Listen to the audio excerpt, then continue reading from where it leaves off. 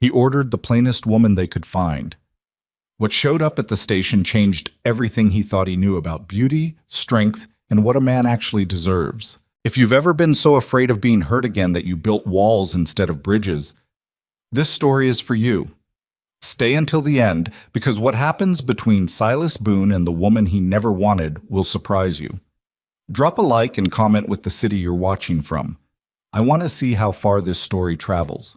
The letter had taken Silas Boone 3 weeks to write. Not because he struggled with words, he'd always been adequate enough with a pen, but because what he was trying to say felt ridiculous every time he put it down on paper. A grown man, 36 years old, owner of 240 acres of decent Kansas land, writing to a matrimonial agency in St. Louis to ask for a wife. That alone was embarrassing enough. But what made it worse, what made him stare at the ceiling of his cabin night after night before finally committing the words to ink, was the specific nature of his request. "I am not looking for beauty," he had written. "I want a woman who is plain, ordinary in appearance, someone whose face will not turn heads at a social gathering. I have my reasons, and I will not be apologizing for them. What I require is a woman who is capable, hardworking, and loyal. Someone who understands that a frontier ranch is not a place for vanity or romantic notions. I offer a clean home, fair treatment, and a man who keeps his word. I ask only that the agency send me a woman who has had to rely on something other than her looks to get by in this world." He had signed it, sealed it, and ridden 6 miles to Garfield in the early October frost to post it before he could change his mind. That had been 4 months ago. Now it was the 14th of February, 1878, a date that Silas found grimly funny in a way he didn't share with anyone. And he was standing on the platform of the Garfield train station with his hat in his hands and a knot in his stomach that hadn't loosened since breakfast. The wind off the plains was the kind that found every gap in a man's coat. It came from the northwest, carrying the smell of distant snow, and it made the wooden platform creak and the posted announcements flutter against their nails. Around Silas, a handful of other Garfield residents milled about. Herb Dawson from the feed store, who nodded once and looked away. The Mercer widow, who pretended not to watch him. And 2 young ranch hands from the Colton spread who hadn't learned yet that staring at a man's private business was considered impolite. Silas put his hat back on and looked at the track. He had told nobody about the letter. Not his neighbor Dale Hutchins, who would have laughed. Not the Reverend Tully, who would have turned it into a sermon about loneliness and providence. Not the woman at the post office, Mrs. Greer, who knew everything about everyone in a 50-mile radius and could not be trusted with a secret smaller than a mountain. He had kept it to himself, the way he kept most things, folded up tight and stored somewhere people couldn't get to it. The agency's response had come 6 weeks after his letter. A Miss Evelyn Hart, 30 years of age, currently residing in Cincinnati, Ohio, widowed, no children, experienced in domestic management, animal husbandry, and the practical demands of agricultural life, the letter had said. Miss Hart is a capable and serious-minded woman who has expressed a desire for frontier life and understands the challenges therein. She is, as you requested, a woman of ordinary appearance. That last line had given Silas something like relief. He didn't want to feel that way about it. He knew, in the reasonable part of his mind, that it was an ugly thing. To select a wife like you were selecting a workhorse, emphasizing the qualities that made her less likely to attract trouble. But the reasonable part of his mind had been a poor authority since Margaret Hale had smiled at him across a church social 11 years ago and proceeded, over the course of 2 years, to dismantle every careful thing he had built about himself. Margaret had been beautiful, not just pretty. Beautiful, in the kind of way that made men stupid and forgetful. And Silas had been no different. He had courted her for 8 months, proposed in the spring, and spent the following summer planning a life that he had been, he realized now, building entirely inside his own head.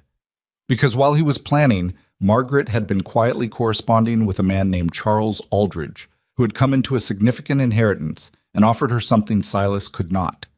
A house in Kansas City, a life without mud on her boots, and a future that did not require her to wake before dawn to check on the livestock. She had told Silas on a Sunday afternoon, standing in the doorway of his cabin, looking at the floor rather than his face. He hadn't shouted, hadn't begged.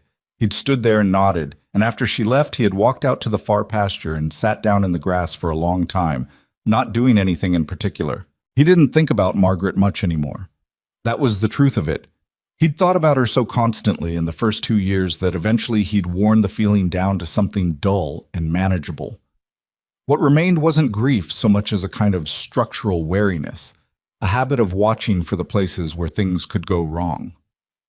The train whistle cut through the cold air from somewhere south, and Silas straightened up. Around him, the small crowd on the platform shifted and gathered toward the tracks.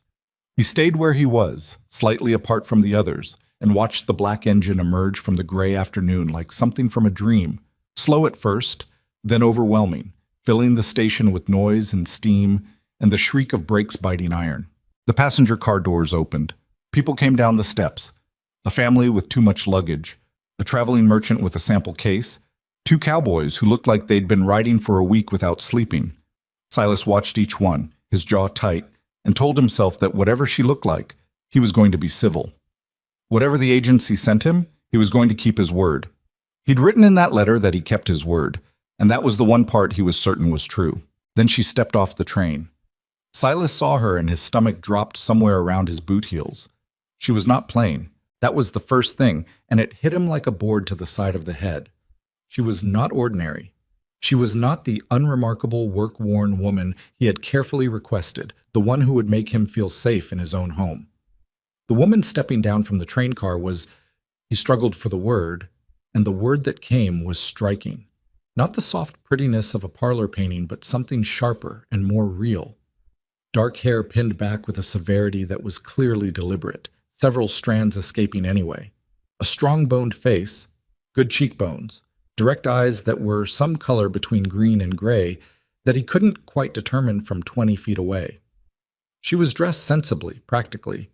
A dark wool traveling dress, heavy boots, a coat that had seen real use, but none of it hid the fact that the agency had sent him exactly the opposite of what he'd asked for. She stood on the platform and looked around with a calm, assessing expression, as though she was taking inventory of the place. Not nervous, not uncertain, just looking, taking stock. Silas was aware, with a sick feeling, that two of the men on the platform had noticed her. He saw Herb Dawson's posture change. He saw one of the Colton Ranch hands nudge the other. He put his hat back in his hands and walked toward her. "Miss Hart?" His voice came out steadier than he felt. She turned. Those gray-green eyes found him without hesitation, like she'd already figured out which man on the platform was likely to be hers. "Mr. Boone," she said. Not a question. "That's right." He stopped a few feet away. He didn't know what else to say. He was looking at her and doing arithmetic in his head, calculating the distance between what he'd asked for and what was standing in front of him. And the numbers weren't adding up to anything comfortable. "You look like you expected someone else," she said. The directness of it startled him. He stopped. Started again. "I had certain expectations, yes. Based on what the agency told you. Based on what the agency told me." A small pause. She studied him without any apparent self-consciousness, which he found both admirable and unsettling. "And I'm not what you expected." "No," he said, because lying seemed pointless. "You're not." Something moved across her face. Not quite a reaction, more like the shadow of one, gone before he could read it properly. "I can explain that," she said, "or we can collect my trunk first. I'd prefer to have that conversation somewhere that isn't a train platform with 4 people watching us." Silas glanced sideways. She was right about the 4 people. He had the uncomfortable sense that she'd counted them without even turning her head. "Trunk's this way," he said. But the ride back to the ranch took an hour and 40 minutes in the wagon, across flat land that in February showed nothing but dead grass and pale sky in every direction. Silas drove. Evelyn Hart sat beside him with her hands in her lap and her trunk secured in the wagon bed, and for the first 20 minutes, neither of them said a thing. He was angry, and he knew the anger was unreasonable, and knowing it was unreasonable did not make it any smaller. He'd made a specific request. He'd gone to the trouble of explaining himself, which did not come naturally to him, and the agency had apparently decided his request wasn't worth honoring. Or, and this was the thought that was starting to work its way in around the edges of the anger, they'd honored it in a way he hadn't anticipated. "You want to know what I told them?" Evelyn said, as though she'd been following his thoughts. "I imagine you'll tell me regardless." She didn't take offense at that. I told them I was playing, she said matter-of-factly. That's what I always say. It keeps the letters from men who are looking for a decoration. Silas looked at her sideways. The afternoon light was flat and gray, not flattering to anyone, and even in it she was... He stopped that thought. That's not playing, he said. I know what I look like, Mr. Boone. Her tone was not defensive. It was the tone of someone stating a fact they'd long since gotten tired of discussing. I'm also aware that most men who see me for the first time assume I'm good for exactly two things: standing in a room looking presentable and not much else. I've spent the better part of 10 years correcting that assumption. Telling the agency I was playing was a practical decision. It filters out the men I don't want. Silas sat with that for a moment. And what kind of men don't you want? The kind who look at a woman's face and think they've understood everything about her. The wagon wheels found a rut and lurched. Silas straightened the horses automatically. I could send you back, he said. It came out harsher than he intended. You could, she agreed. That's your right. You'd go without argument? I'd go without argument, she said. I don't want to be anywhere I'm not wanted, but I'd like you to know something before you decide. Go ahead. I read what you wrote in your letter. The agency shares the correspondence, both sides, so the woman can make an informed decision. She looked at him directly. You said you wanted someone who'd had to rely on something other than her looks to get by. I have.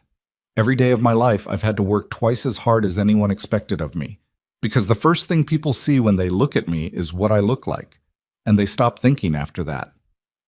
I know cattle. I know land. I know how to survive a hard winter and set a broken fence post and keep accounts and make decisions that hold up under pressure. I have done all of those things. She paused. The face is incidental. It's not something I chose, and it's not something that defines what I'm capable of. Silas stared at the road ahead. The horse's breath made small clouds in the cold. You're asking me not to hold it against you, he said finally. I'm asking you to do what you claimed you wanted to do, she said. Judge me by something that actually matters. He didn't answer that. He couldn't right then find the right words. And Silas was, by nature, a man who preferred not to speak until he had the right words available. So he drove, and the flat Kansas land spread out around them, and Evelyn Hart sat beside him with a patience that he found, despite himself, oddly settling. What? The ranch did not present itself well in February. Silas knew this. He knew every shortcoming of the place the way you know the flaws in something you built yourself. The cabin that needed recaulking along the north wall, the barn door that hung crooked on its hinges, the fence line along the east pasture that was 3 posts short of where it was supposed to end. In summer, when the grass came in and the cottonwoods along the creek were green, the place had a kind of rough dignity. In February, it looked like what it was, a working ranch in the middle of nowhere that a single man had been holding together through stubbornness and not much else. He watched Evelyn take it in as the wagon came over the low rise and the property came into view. She didn't say anything. She looked, that careful, systematic look he was starting to recognize as characteristic, and he couldn't tell what she was thinking. It's not much, he said, and then was irritated at himself for saying it. He didn't need to apologize for his property. It's workable, she said. That's a generous assessment. I'm not being generous. I'm being accurate. She pointed toward the south pasture, where 4 of his cattle stood close together near the fence. Those animals are underweight for February. You're going to have feed problems before spring. He looked at the cattle. She was right, and he knew she was right, which he had been quietly worrying about for 3 weeks. I'm aware. Do you have enough hay stored? I have what I have. That's not an answer. He looked at her. She held his gaze with no apology for asking. Probably not, he said after a moment. She nodded as though this confirmed something she'd already calculated. We'll need to deal with that.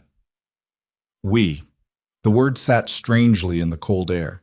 He hadn't been a we in 11 years, and the sound of it in reference to his own property felt like putting on someone else's coat. He pulled the wagon up in front of the cabin and climbed down, then reached back to help her. She was already climbing down on her own side before he got there. He watched her land neatly in the mud.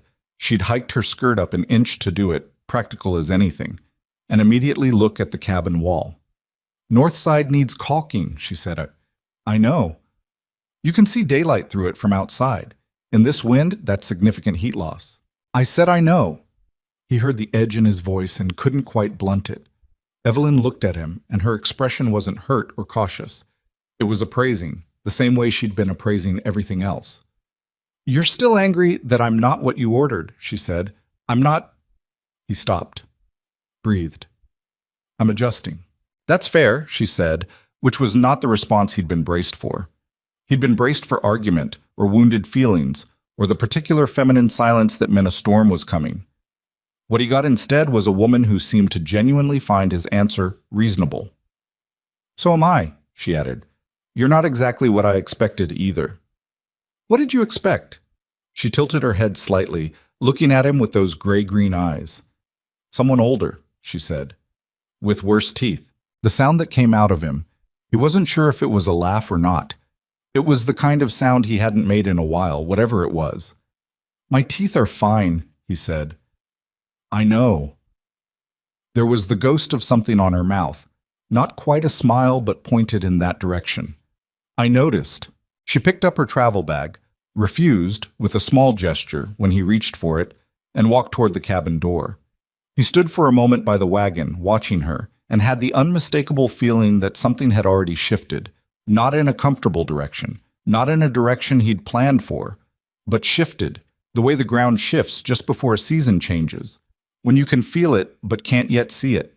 He unhooked the horses and led them to the barn, and tried not to think too hard about the woman standing in his kitchen, already looking at every corner of the place with eyes that didn't miss anything. The cabin had 2 rooms. This had not seemed like a problem when Silas lived in it alone. Now, standing in the main room while Evelyn unpacked a portion of her trunk by the light of the oil lamp, it felt considerably smaller than its actual dimensions. He had put clean sheets on the bed in the back room. He would sleep on the cot in the main room, which he'd been using as a cot for odd-hour naps anyway, and which was uncomfortable enough that he doubted he'd sleep much. You don't have to do that, Evelyn said when he mentioned the sleeping arrangement. She was organizing her things with quiet efficiency, a habit he was already beginning to notice. She touched each item once and placed it where it would stay, without rearranging. I'm aware. I'm not delicate, Mr. Boone. I didn't say you were. The offer is kind. I'm accepting it because it's practical, not because I need protecting. She said this without looking up from what she was doing. I want us to understand each other clearly on that point from the beginning. Silas sat down in the chair by the stove. He was a man who did not discuss things much, who had largely run his life on the principle that if you did your work and minded your own business, things tended to sort themselves out. This woman had said more direct things to him in 2 hours than most people said to him in a month. You always talk this much? He asked. She did look up at that, and there was definite amusement in it. When there are things that need to be said, yes. A pause.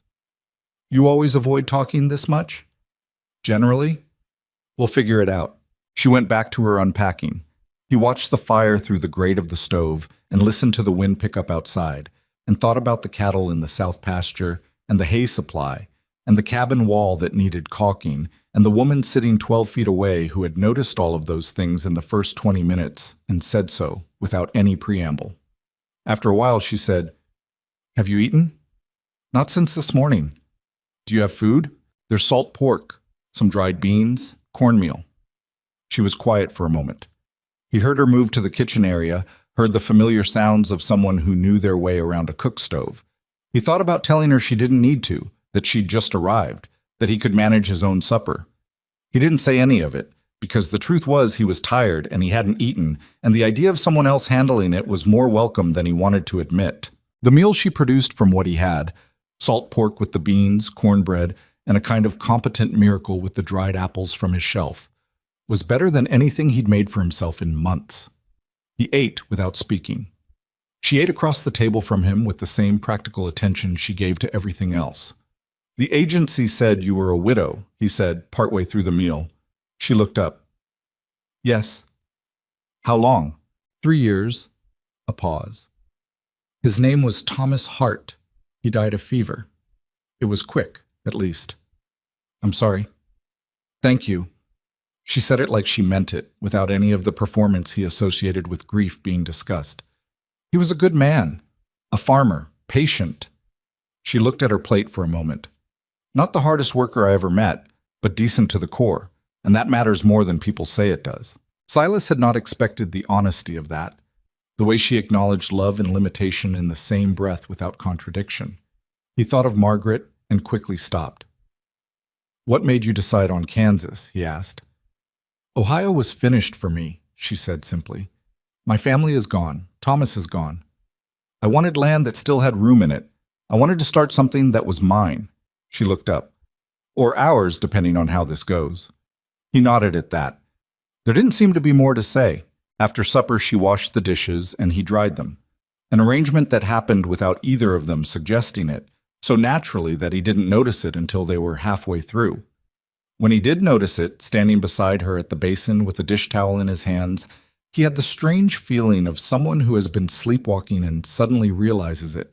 He put the last dish away, said goodnight, went and lay down on the cot in the main room and stared at the ceiling while the wind worked at the cabin and the stove ticked and the night settled in around the ranch. He didn't sleep for a long time. He lay there and thought about what she'd said. Judge me by something that actually matters. The problem, and he was only beginning to understand this and didn't like it, was that he had been so focused on protecting himself from one kind of mistake that he hadn't considered the possibility of making a different one entirely. Morning on the ranch came at 5:15, whether you wanted it to or not. Silas rose in the dark and built the fire back up and put coffee on, moving through the familiar motions with the particular blank efficiency of a man who has done the same things in the same order for years. He had his coat and hat on and was heading for the barn when he noticed, with a start that he would not have admitted to anyone, that Evelyn was already in the barn. He could see the lamp burning through the gap under the barn door. He pushed it open. She was checking on his cow, a large brown roan named, insofar as she was named, which was a loose arrangement Silas had with his livestock, Bessie. She had a hand on the animal's neck and was looking at the cow's eyes, and she didn't look up when he came in. "She's off," she said. "Eyes look dull. She eat last night?" Silas felt a prick of defensiveness. "She ate." "How much?" He thought about it. Less than usual, he had to admit. "She's been a little slow this past week. Any chance she's pregnant?" "She shouldn't be." He paused. "But possibly." Evelyn stepped back from the cow and looked at him steadily. She was wearing her heavy coat and a wool hat pulled down over her ears, a strand of dark hair poking out on one side. She looked like she'd been awake as long as he had. "We should watch her," she said. "I know that. I'm not saying you don't know it." No heat in the words, just clarity. "I'm saying I'll help watch her. 2 pairs of eyes are better than 1. He looked at her across the dim, warm interior of the barn, with the animals breathing around them and the lamp throwing soft shadows, and tried to locate the source of the irritation that kept rising in him whenever she said something practical and correct. He found it eventually, standing there with his coffee cooling in his hand. It wasn't that she was wrong. It was that she was right, and being right so consistently, so quickly made him feel like a man who had been managing poorly and not known it, which was an uncomfortable feeling when you'd been surviving alone and calling it competence. "I start on the fence line at first light," he said. "East pasture. 3 posts need resetting. I can help with that after I look at the supply situation." "The supply situation is fine." She looked at him with the tolerant patience of someone deciding not to argue. "The hay situation," she said carefully, "is something we should look at today." He wanted to tell her she'd been here 12 hours, and maybe she could wait before auditing his entire operation. He wanted to say something about how he'd been keeping this ranch running for 7 years without anybody's assessment. He wanted, and this was the part he didn't examine too closely, to find some legitimate flaw in her that would make her easier to dismiss. Instead, he said, "After the fence posts." She nodded. "After the fence posts." By the end of the first week, Silas had a problem that had nothing to do with fence posts or hay supplies, or the ambiguous health of his possibly pregnant cow. The problem was that Evelyn Hart was good at this. Not decent, not adequate. Good.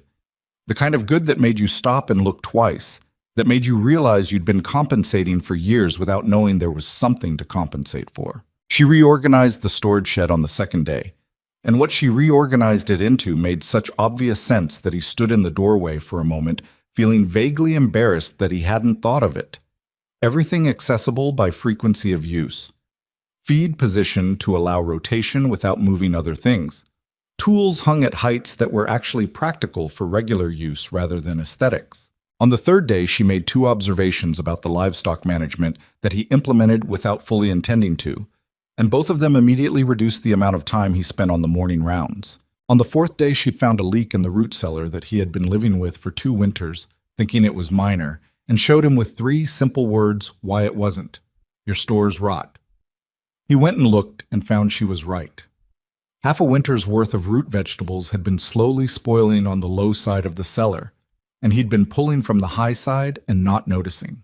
By Friday, he had stopped saying, I know every time she pointed something out, because he was running low on things he knew that she didn't already seem to have figured out. He was splitting wood at the end of that first week when Dale Hutchins rode up the lane, apparently in the area on some errand and never one to pass a neighbor's place without stopping. Hutchins was a broad, sunburned man of 50 who had been ranching in this county since before Silas arrived and operated on the understanding that his experience entitled him to opinions on everything around him. Heard you got a mail order wife, he said, in the tone of a man who considers this an amusing curiosity. Word travels fast, Silas said, and kept splitting. Garfield's a small place. Hutchins looked toward the cabin. She settling in? She's working.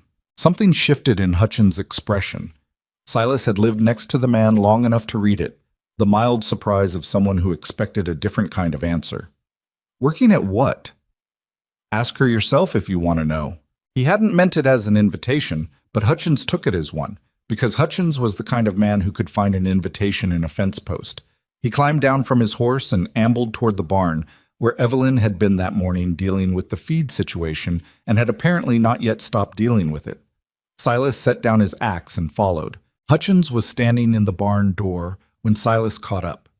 Inside, Evelyn had the hay figures spread out on a barrel lid, actual numbers she'd scratched down, quantities, estimations, and was explaining something to Silas's oldest hand, a weathered 60-year-old named Pete, who had been hired on for odd seasons and was currently looking at the figures with the expression of a man encountering a genuinely novel experience. So the issue isn't the quantity remaining, she was saying, it's the distribution. If we move a portion of the rear stack to the second stall and adjust the rotation, we stretch the current supply another 2 weeks, which gets us past the worst of the cold snaps if the weather pattern holds. Pete looked at the numbers, then at Evelyn, then back at the numbers. That'd work, he said, in a tone of surprise that he didn't fully conceal. Hutchins cleared his throat. Evelyn looked up.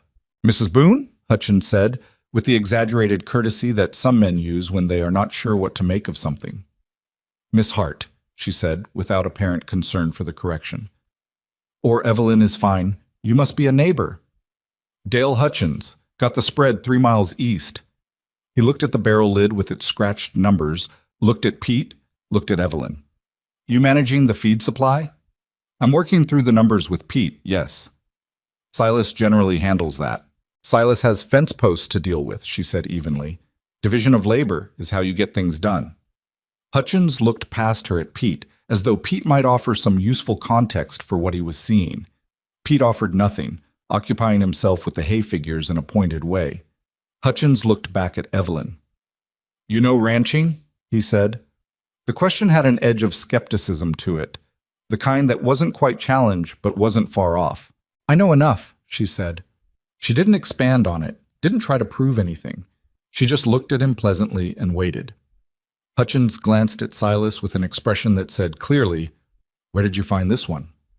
Silas, to his own mild surprise, did not feel like explaining. She's right about the hay, he said simply. We're going to do what she said. He couldn't have said afterward exactly what moved him to say it. He'd been skeptical of her all week. He was honest with himself, not comfortable with the situation. But what Hutchins had in his face in that moment was the particular dismissiveness of a man who has decided a woman's competence is inherently improbable. And Silas, looking at the numbers on the barrel lid, found that he could not get behind that. Hutchins left 20 minutes later, civil enough, but with the air of a man who had seen something that didn't fit any category he had available. Silas went back to the wood splitting. Pete drifted out of the barn a while later, rolled himself a cigarette, and leaned against the fence. She's something, Pete said. Don't start, Silas said. Not starting anything. Pete smoked for a moment. Just noticing. A pause. The Hay situation she worked out is actually good. Better than what I'd have done. I said don't start. Pete finished his cigarette in silence and went back to work. On Sunday, Silas found her sitting at the table with his account books. He stopped in the doorway and looked at her, looking at the books, and felt the particular complicated sensation of a man who has been invaded in a way he specifically requested. He'd asked for a capable woman. He'd asked for someone who could contribute practically. He was getting exactly what he'd asked for, and the problem, the actual thorny, embarrassing problem, was that it scared him. Not in a way he could put a simple name to, but in the way that anything does when it's better than expected and you've built your whole approach on expecting the worst. I didn't say you could look at those, he said. She looked up. She'd been making notations in the margin in small, precise handwriting. You didn't say I couldn't, she said reasonably. And if we're going to plan the spring planting budget, I need to understand what we're working with. We again. He walked to the table and sat down across from her. Outside, the wind was building from the northwest. Not a storm yet, but the sound that preceded one, a particular hollow note in the cottonwoods. He listened to it for a moment. What are your findings? He said finally, because she was going to tell him regardless, and he might as well engage with it directly. She turned the book toward him and showed him what she'd worked out. A clear-eyed summary of where money was coming in, where it was bleeding out, and 3 specific adjustments that would change the picture meaningfully before the end of the year. He read it. He didn't argue with any of it. You've done this before, he said. I kept accounts for 5 years on Thomas's farm, she said. And before that I worked in my father's dry goods store from age 12. She folded her hands on the table. I know numbers. He sat with that. Outside, the wind found the corner of the cabin and made a sound like breath. I owe you an acknowledgement, he said. The words were difficult and came out stilted, but he got them out. You've pulled your weight this week, more than. She looked at him with an expression he couldn't fully classify. Thank you, she said. That means something, coming from you. Why from me specifically? A small pause. Because you've been trying to find a reason to send me back since the moment you saw me at that station. She said it without accusation, just observation. And you haven't. He looked at the account book, at the small, precise notation she'd made in the margins. No, he said, I haven't. The wind made another sound outside, and somewhere in the barn one of the horses shifted and stamped, and the lamp between them threw their shadows long against the wall. Silas thought about what he was going to say next for a long time before he said it, because he wanted to get it right. I wrote that letter, he said slowly, because I thought that if I could control what she looked like, what you looked like, I could control what happened, whether things went wrong. He paused. That's a foolish piece of thinking. I'm aware of it. Evelyn was quiet for a moment. When she answered, her voice was level but not cold. I told the agency I was playing because I wanted a man who wouldn't stop at my face, who would keep looking. She looked at him steadily across the table. We both came here protecting ourselves from something. That's not so different. He held her gaze, didn't look away. No, he said. It's not. The lamp flickered briefly in a draft from the north wall, the wall that needed caulking, and settled again. Silas made a note in his mind to deal with that tomorrow. It was getting colder, and it would get colder still before it got better, and the wind that was building tonight had the feel of something that meant business. He pulled the account book back across the table and looked at her notations again. Walk me through the spring budget, he said. And she did. The caulking took most of Monday morning. Silas mixed the compound in the cold, his fingers going stiff and clumsy in the February air, and worked his way along the north wall inch by inch, with the patience that physical work required, and that he was, at least, good at. Evelyn appeared at his elbow around 9 o'clock, with a cup of coffee, and held it out without comment. He took it without comment. She went back inside, and he heard her moving around in the storage area, doing something with the shelving he'd told her last week he was going to get to eventually. He didn't say anything about it. That was the shape of it now, after 10 days. This unspoken negotiation where they moved around each other's business with a care that was not quite comfort, but was getting less like friction. She didn't ask permission for things she'd already decided to do. He'd stopped pretending he was going to do them first. It was a practical arrangement, and he told himself that was all it was. Pete noticed, of course. Pete noticed most things, and had the good sense to keep the majority of them to himself. But on Tuesday afternoon, when Evelyn was out with the cattle and Silas was repairing the barn door hinge, Pete leaned on the post beside him and said, "You look less like a man waiting to be ambushed." "I don't know what that means," Silas said. "Sure you do, you." He tightened the bolt and did not respond. Pete, having made his point, went back to mucking out the stalls with the cheerful indifference of a man who has said exactly what he intended to say. The thing was, and Silas turned this over in his mind in the early mornings, when the ranch was quiet and he had time to think without interruption, Evelyn was not what he'd expected in any of the ways that mattered. He'd expected a capable woman and gotten one, which was what he'd asked for, and no surprise there. But he'd expected capability in the quiet, deferential way of someone who knew their place in another person's house. What he hadn't expected was capability with opinions attached. Capability that looked at his operation with fresh eyes and said, plainly and without apology, "This could be better, and here is how." On the Wednesday of the third week, she asked him about the East Field. They were eating supper.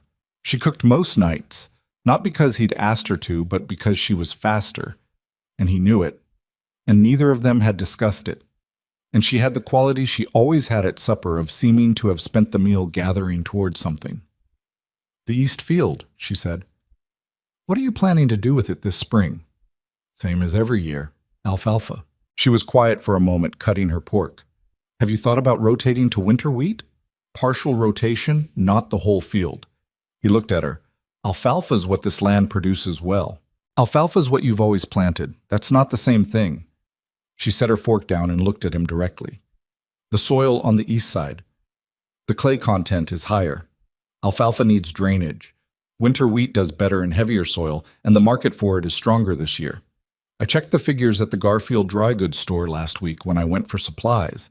The price per bushel margin is—" "You checked the market figures," he said. "I was already in town." "When did you go to town?" "Tuesday, while you were working the fence line." She picked up her fork again. "I took the old mare. I left a note on the table." He had not seen the note. He didn't say that. "You bought supplies." "I did. With my own money, since we haven't discussed a household arrangement yet. Which we should." She said all of this with the brisk matter-of-factness of someone who has organized the conversation in her head beforehand and is moving through it efficiently. "But the wheat question is separate from the money question. I wanted to raise it while I had the numbers in mind." Silas sat back in his chair and looked at her across the small table, and he had the feeling he'd had a few times now, a sensation of trying to keep up with someone who was already 2 steps ahead and not slowing down. He didn't know whether to find it annoying or reassuring. Most days it was both. "Show me the numbers," he said. She got up and retrieved a folded piece of paper from the shelf near the door. She spread it on the table between them. He looked at what she'd done. A comparison, clear-eyed and specific, with the alfalfa yields from his last 3 years laid against projected wheat yields based on the soil type and the current market price. The math was not complicated, but the result was plain enough. "This is if everything goes well," he said, pointing at her wheat projection. "That's the mid-estimate. I put the low estimate here and the high here." She indicated each column. "Even the low estimate is competitive with last year's alfalfa. The mid-estimate is better, and it's better for the soil long-term." He sat with it.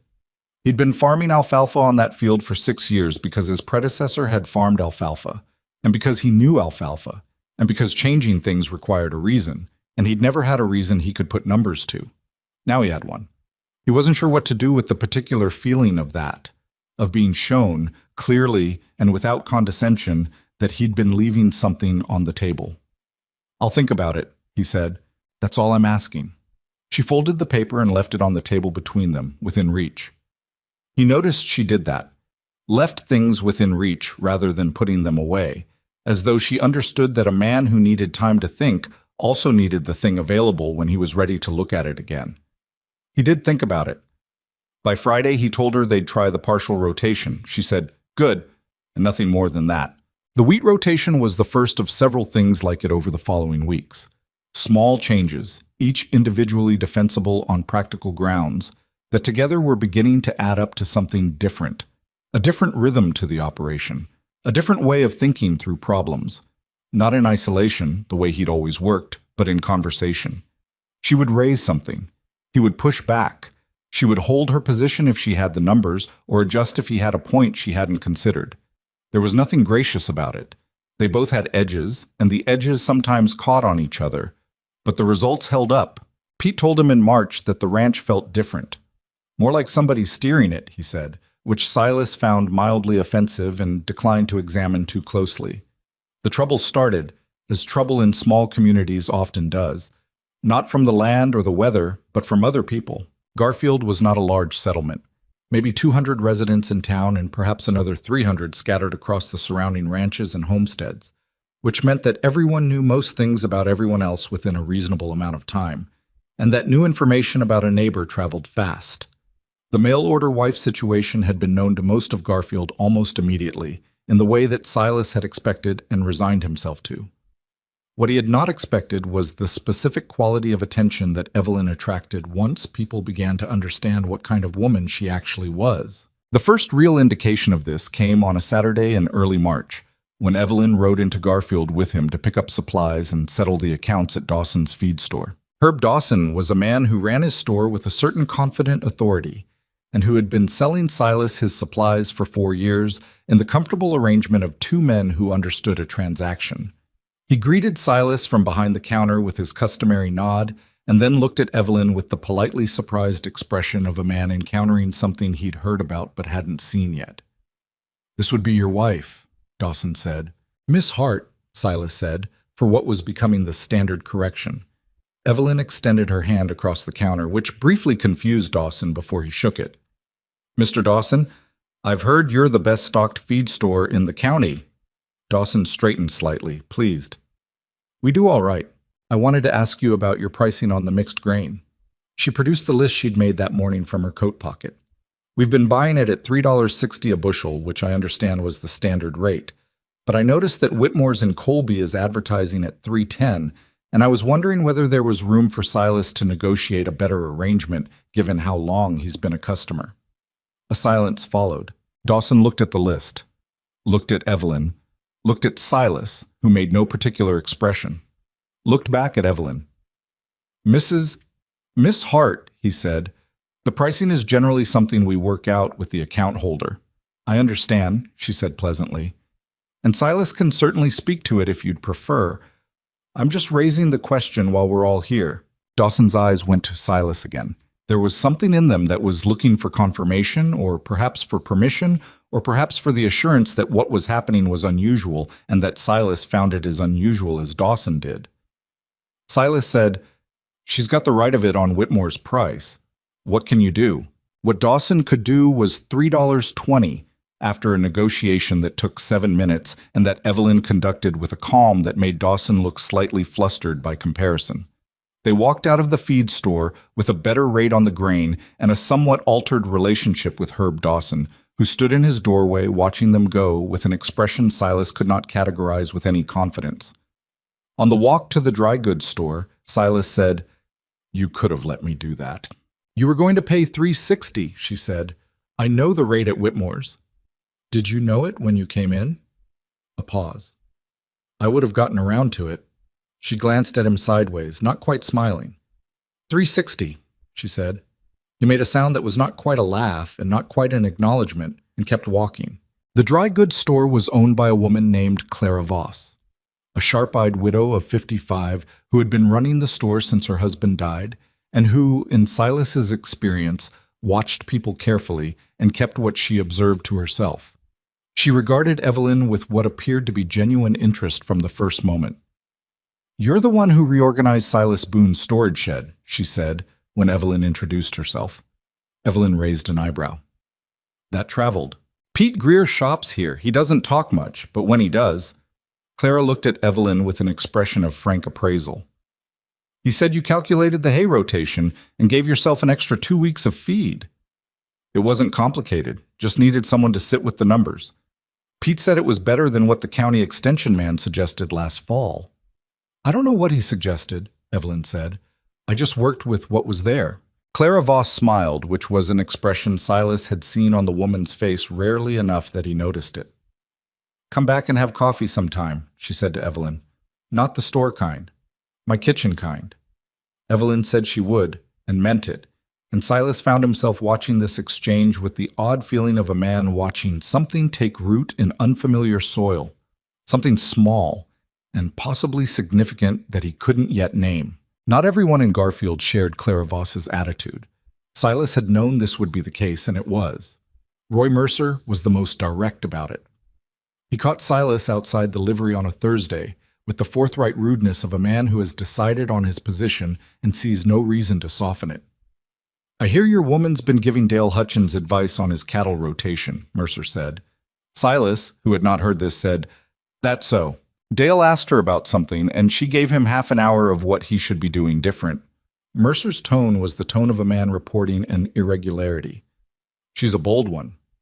Dale asks questions, he tends to get answers, Silas said. She's your wife. She's not my wife. Mercer made the kind of pause that meant he found that distinction unimportant. She's your woman. The point is, there are people who find it strange. A woman going around the county with opinions about other men's land management. Silas looked at Roy Mercer, at his certain, settled face, at the way he held his certainty, the way some men held their hats as though it were evidence of something, and said, Dale's cattle better or worse? Mercer blinked. What? Dale's cattle, after her advice. Better or worse? A brief silence. That's not the point. It's exactly the point, Silas said, and got back on his horse. He rode home with a flatness in his chest that he recognized as anger cooling into something harder. He didn't particularly like confrontation. He'd never been a man who enjoyed that kind of standing his ground moment the way some men did, performing it for an audience. He'd just found, in the moment, that the alternative, agreeing with Roy Mercer or staying quiet and allowing Mercer to take the quiet as agreement, was not something he was willing to do. He told Evelyn about it that evening. He wasn't sure why he told her. It wasn't his habit to report things. But he found himself doing it anyway, sitting at the table after supper with the coffee she'd made and giving her the conversation more or less as it had happened. She listened without interrupting. When he finished, she was quiet for a moment, looking at her cup. Does it bother you? She asked. What people think. It doesn't matter what it does to me. It matters what it does to you. She looked up at that, and something moved across her face that he couldn't entirely read. A quick, unguarded thing. There and gone. I've had opinions about other people's land management since I was 15 years old, she said. My father's neighbors used to come to him for advice and then be surprised when some of the best ideas were mine. That's not new. A pause. But it's different here. Different how? There I was, the dry goods man's daughter. Here I'm a woman who arrived on a train with an unusual arrangement and too much to say. She turned her cup in her hands. People want to find a category for me. If I'm helping my husband, that's one thing. If I'm helping the neighbors, that's something else. You could stop, he said. Helping the neighbors. She looked at him with an expression that was both amused and slightly offended. I could, she said. Should I? He held her gaze. The lamp between them was burning low, and outside it was fully dark now, and the ranch was quiet with the particular quiet of winter evenings. No, he said. I don't think you should. She was quiet for a moment. Why not? It was a fair question, and he took it seriously.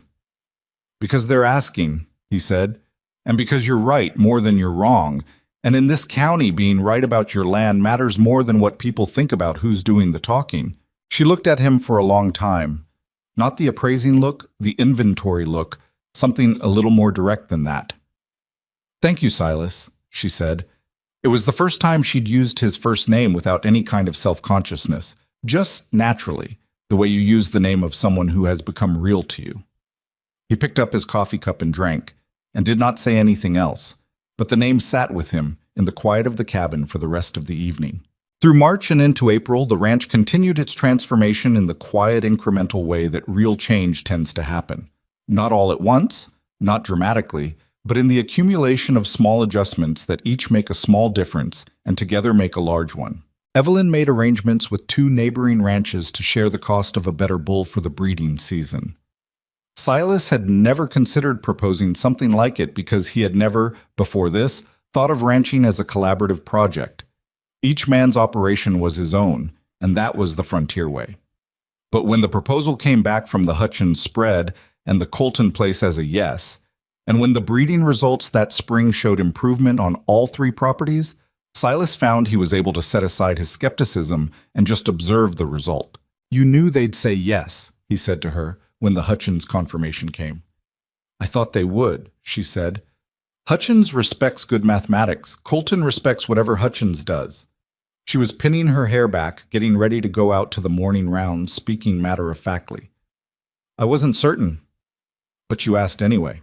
If you don't ask, the answer's always no." She pulled on her coat. "That's something my father told me when I was 10, and I've never found an exception to it." He held the door for her, a habit he'd developed without planning to, around the 4th week, and they walked out into the April morning together, and the grass was coming in green and the cottonwoods along the creek were budding, and the land looked the way it looked in spring, which was the way that reminded you why you'd come here in the first place. Pete was already at the barn. He looked up when they came in and said, in his economical way, "Bessie." They both looked in the roan cow. She'd been watched on and off since February, when Evelyn had first flagged her dull eyes.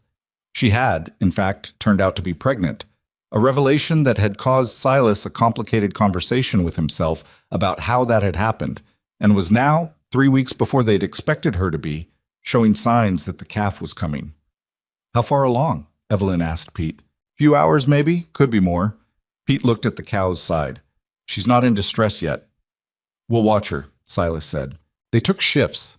This too had become a natural arrangement, the way they'd divided the night watches during the 2 bad cold snaps of February and March, each taking a portion without long discussion, each reliable on their portion without the other needing to check. He took the first watch.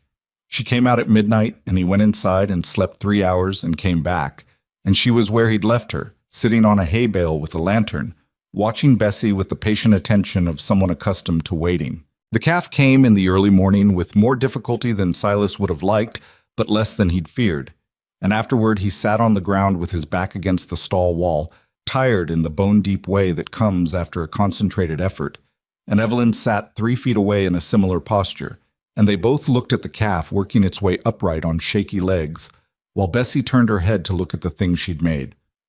"She's all right," Evelyn said, watching the cow. "She's all right." A quiet stretch between them. Not uncomfortable. The barn held the warmth of the animals and the low light of the lantern, and outside the sky was just beginning to lighten at the edges. "I didn't know you could do that," he said. "What you did with the positioning." She looked at him sideways. "Which part?" "When the calf wasn't turned right. The way you—" He made a gesture, not quite finding the words for the specific quiet competence she'd shown at the crucial moment. The way she'd calmly told him what to do without any of the panic that the situation might have earned. "My father had cattle," she said. "I helped with calving from when I was 11.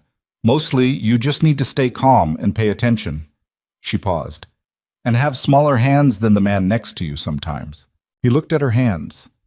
They were not small hands for a woman's, but compared to his, yes. She caught him looking, and something passed between them. Not quite amusement, not quite anything he had a clean word for. "Thank you," he said, "for tonight. That's what I'm here for." He thought about that sentence. That's what I'm here for. And all the ways it could be meant, the flat utilitarian way and the other way, the way that included more. He didn't ask which she meant. He sat on the ground in his barn in the early morning while a new calf found its legs, and he thought that the ranch, right now in this light, looked like something he'd built on purpose. Not something he was simply maintaining. That was new. He was fairly sure he knew who had made it new, and he was not yet ready to look directly at what that meant. But he was aware of it, the way you're aware of a fire in a dark room. Not from looking at it, but from the fact that you can suddenly see everything else. The first warning came on a Tuesday in late November, in the way that weather warnings on the Kansas plains always came, not from any instrument or official declaration, but from the animals. Silas noticed it in the morning. The horses were restless in the barn, shifting and stamping without cause. The cattle had moved from the open pasture toward the fence line closest to the shelter of the low hill on the south end, a thing they did by instinct, by some understanding of atmosphere that preceded any human awareness of what was coming. He stood in the barn door with his coffee and watched the sky, which was the wrong color for late November. Not the iron gray of normal winter cloud cover, but something with a greenish undertone at the horizon, faint enough that you could convince yourself you were imagining it. He was not imagining it.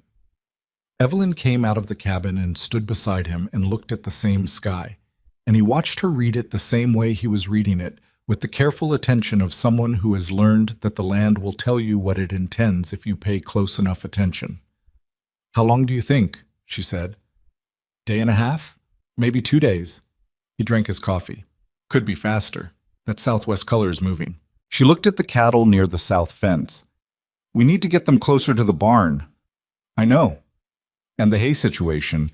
We added a reserve in October, but if this runs long—" "I know, Evelyn." She glanced at him sideways at the use of her name, which he'd been doing more naturally these past months, and something in her expression settled.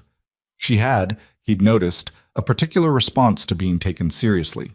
Not gratitude exactly, but a kind of ease, as though she were setting down something she'd been carrying unnecessarily.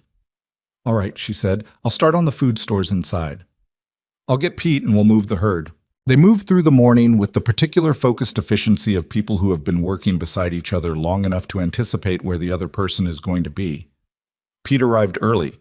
He'd looked at the same sky on his ride over and come already understanding the situation, and the three of them spent the morning hours redistributing livestock, moving the hay reserve to accessible positions, reinforcing the barn door latch that had been stiff since September, and doing the dozen other things that needed doing before a serious storm hit a working ranch. By midday, the wind had picked up from the northwest, and the temperature had dropped 8 degrees. By mid-afternoon, the sky had gone the flat, uniform white that meant snow was close. They were as ready as they were going to be. Pete headed home to his own place before dark. He had his own animals to see to, and Silas didn't argue it. The three of them stood outside the barn for a moment, the wind cutting through every gap in their coats, and Pete said, "She's going to be mean," with the straightforward assessment of a man who has survived many Kansas winters and is still not casual about them. "She's going to be mean," Silas agreed. Pete nodded and got on his horse and rode into the thickening gray afternoon. And then it was just Silas and Evelyn and the ranch, which was the way most evenings were, and which had stopped feeling unusual sometime around May, and which now felt, if he was being honest with himself, like the natural condition of things. The snow started before supper. By the time they ate, it was coming in sideways, and by 8 o'clock the wind was making a sound against the cabin walls that Silas had not heard in 4 years. A low, continuous roar like water over a falls, steady and indifferent and enormous. He went to the door and opened it and felt the cold hit him like a wall. Visibility out toward the barn was maybe 30 feet. Beyond that was nothing but white and dark combined into a confusion that had no landmarks in it. He closed the door and latched it. Evelyn was sitting at the table with her mending, which she'd taken up this fall and which he had come to understand was not a domestic habit, so much as a thing her hands needed when her mind was working. She had the look she got when she was thinking about something adjacent to what she was doing. "The cattle are in the barn," he said. "I know. It's going to be a bad night."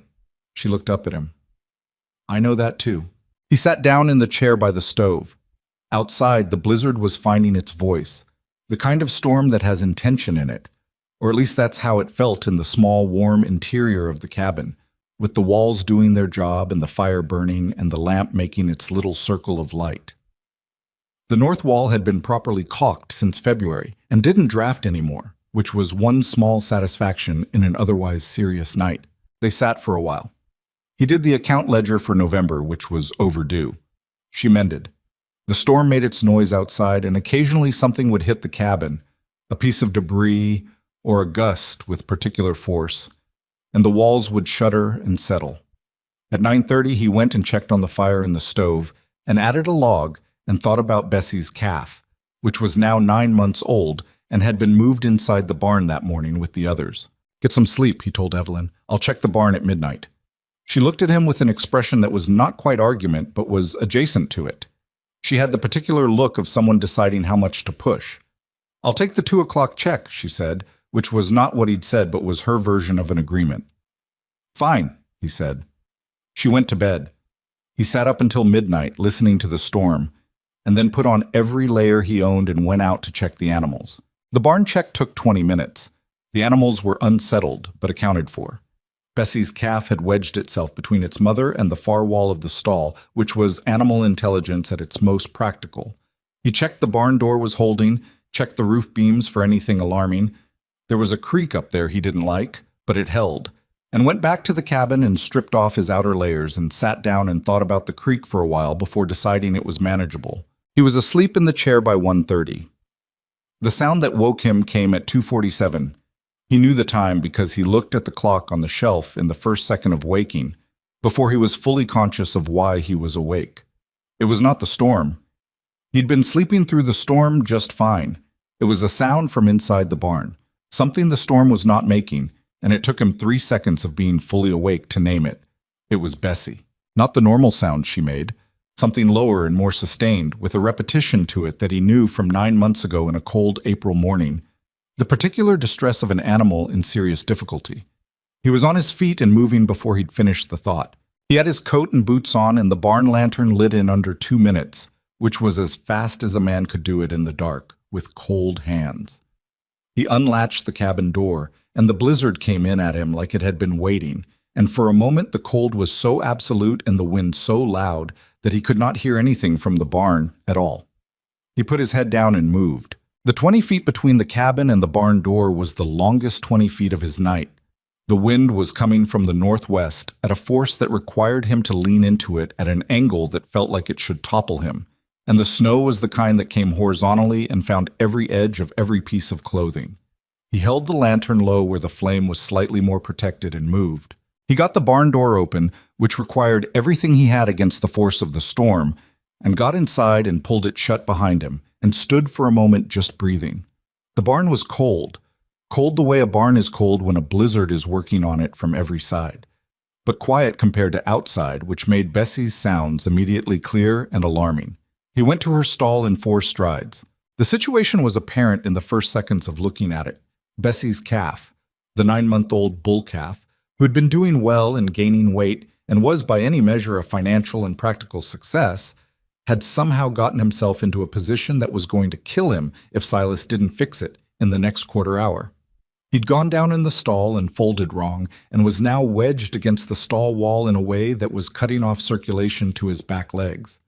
Bessie was circling the stall in the limited space available to her, making the sound he'd heard, her eyes white-rimmed and wild. Silas set down the lantern and got into the stall and assessed. He needed to move the calf, which weighed close to 300 pounds at this point and was not going to cooperate. He needed both hands free, which meant no lantern. And in the dark of the barn in a blizzard, he could not see well enough to do what needed to be done safely. He needed someone to hold the light. He stood in the stall for 2 seconds with the calf's distress sounds, and Bessie's circling and the blizzard roaring outside, and he did the calculation that he already knew the answer to, and then he turned and went back to the barn door. He had not intended to get Evelyn. He had intended, when he woke and went out, to handle whatever the problem was himself, and then come back and tell her in the morning, matter-of-factly, in the way that he handled most things. Alone first, report later. That was his habit, his preference, the way he'd operated for years. But he needed the light held steady, and he needed it held by someone who would not panic. And when he thought about the people available for that job on this ranch on this night, there was only one answer, and it was currently asleep 10 feet from the barn. He went back out into the blizzard. The cabin door opened before he reached it. Evelyn was standing in the doorway, already dressed, coat, boots, hat, her heavy wool scarf, with her own lantern in her hand, lit. She had the look of someone who had been awake. "I heard her," she said. "Calf's down wrong in the stall. I need light." She was already moving past him into the storm. He turned and followed her back across the 20 feet of howling dark. Inside the barn, she assessed the situation in the same way she assessed everything, quickly and without commentary, and without being told anything further, she positioned herself where the lantern light would be most useful. At the corner of the stall, arm extended, the flame cupped in her other hand against the drafts that the storm was finding through the barn walls. The light fell exactly where he needed it. "Tell me when you need it moved," she said. He got down in the stall with the calf and went to work. What followed was not quick, and it was not clean. The calf was frightened and heavy and uncooperative in the way that large frightened animals are, and Silas was working in a cold stall in the middle of the night with a storm trying to take the barn apart around him. And there were 2 points in the next 40 minutes where he was not certain he was going to be able to do what needed to be done. His hands went from cold to painful to a numb state that was worse than painful because he couldn't fully gauge what they were gripping. His back was going to argue with him for a week about the angle he was holding for the better part of an hour. But the light never moved. Every time he needed it repositioned, he said so, and Evelyn moved it. Every time the draft found the flame and threatened it, he heard her hands shift to protect it. He could not see her face from his position in the stall. He could see her arm and her hands and the lantern, the circle of light they maintained together against the dark and the cold. She did not ask how it was going. She did not make suggestions he hadn't asked for. She simply held the light with a steadiness that he felt more than saw, because the shadows on the stall wall stayed consistent and the flame burned clean, and in the conditions outside the barn that represented a sustained act of will. He got the calf repositioned at 3:42 in the morning. He knew the time because afterward, when the calf struggled to its feet and Bessie stopped circling, he looked at his watch with hands that were shaking with cold and effort and saw the hands at 3:42, and he sat down on the hay in the stall with his back against the wall and stayed there for a moment, just breathing. Evelyn lowered the lantern. He heard her shift, heard the small sounds of someone who has been holding one position too long and is feeling it. He looked over at her. She was leaning against the stall post with the lantern at her side, and she was unwrapping the wool scarf from her hands. Not her face, her hands. She had wound the scarf around both hands at some point to protect them from the cold and the draft, which was why the lantern had stayed so steady. Her fingers, when they emerged from the wool, were the color of old wax. She was flexing them carefully, working the circulation back in with the deliberate focus of someone managing pain without wanting to announce it. "Your hands," he said. "They're all right." "Evelyn, they're all right," she said again more firmly. "The calf?" He looked at the calf, which was on its feet and leaning into its mother. "He'll be sore in the back legs for a day or two, but he's upright." He paused. "He'd have been dead by morning." She nodded, still working her fingers. She had not looked at him directly since coming back into the barn, and he had the sense that she was using the task of her hands to buy herself a moment of not being looked at. He understood the impulse. He was not always comfortable being looked at directly after something had cost him something. "Come inside," he said. "Warm them up." She didn't argue, which told him her hands were worse than she'd said.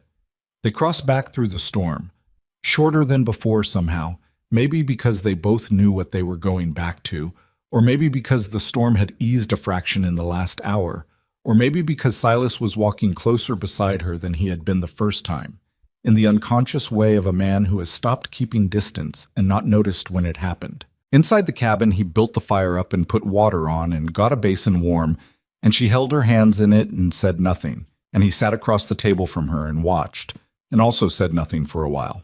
Her hands in the warm water went from wax pale to a red that was better to look at, and some of the tension in her face eased as the feeling came back.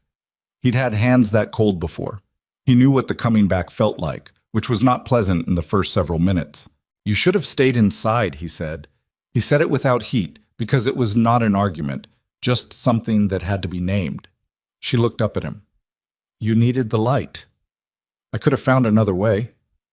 In a storm like this, in a dark barn, repositioning a 300-pound frightened calf alone. She said it flatly, not as challenge, but as the facts of it. What other way? He didn't have an answer for that, because there wasn't one. That was the truth of it. He'd gone back to the cabin for her because there was no other way, and every part of him that defaulted to doing things alone had known it. "I didn't want you out in that," he said. "I know you didn't." She looked at her hands in the basin. "But Silas, I am not a woman who stays inside while work needs doing." A pause. "I thought you understood that by now." He had understood it. He'd understood it since the first week, when she'd appeared in the barn before him in the early morning.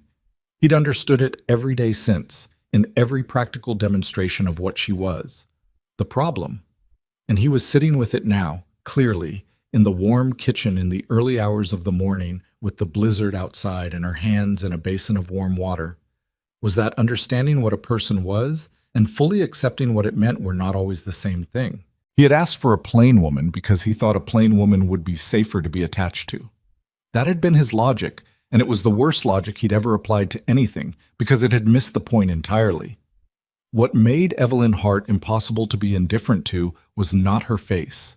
He knew that now with the clarity of a man who has been shown the same lesson from enough angles that he can no longer pretend he hasn't learned it. It was the way she held a lantern in a blizzard for nearly an hour, with her hands going numb, and never said a word about it until the work was done. It was the way she'd been in this place, not just on this ranch, but in his life, which was a different thing, a larger thing, for 9 months, and had changed the shape of it so thoroughly that he could not remember the previous shape clearly anymore. He looked at her across the table. She was watching her hands in the water, her expression private, her dark hair loose around her shoulders because she'd come out in a hurry and hadn't pinned it back. The lamp between them was burning the way it always burned at this hour, and the stove was doing what it was made to do, and the storm outside was still making its noise, but the cabin held against it, the way it had held since he'd caulked the north wall in February, which she had told him to do. "Evelyn," he said. She looked up. He'd had something he wanted to say, but when she looked at him directly with those gray-green eyes, the prepared sentence went somewhere he couldn't retrieve it from. He sat for a moment with the silence. "Thank you," he said finally. "I mean it." She looked at him for a moment with an expression he was only beginning to be able to read. Not the inventory look, not the appraising look, but something quieter and less guarded than either. "I know you mean it," she said. He got up and refilled the basin with warmer water and set it back in front of her, and she put her hands in it again, and they sat in the warm kitchen while the blizzard worked outside, and neither of them spoke for a while. What Silas was thinking about, in that silence, was something Evelyn had said to him on the first night, the very first evening, at supper, after she'd cooked a meal from his spare supplies, and they'd sat across from each other like two people who'd been told to figure each other out. She had said, "I only wanted someone willing to respect my mind, strength, and determination." He'd heard the words then. He hadn't understood them yet. Understanding was different from hearing. It came slower and required more evidence, and sometimes required standing in a blizzard at 3 a.m, watching someone hold a lantern so steady they sacrificed the feeling in their own hands. He understood them now. He looked at her hands in the basin. The color was better. She was flexing them carefully, and the pain of returning circulation had mostly passed from her face, replaced by the particular exhausted calm of someone who has been through something and come out the other side of it. "How are they?" he asked. She flexed each finger deliberately, testing. "They'll be sore tomorrow, nothing permanent." She looked up. "I've been colder." "When?" "Winter of '73, in Ohio. The creek flooded and we lost the footbridge, and I had to wade through water up to my thighs in January to get to my neighbor's place."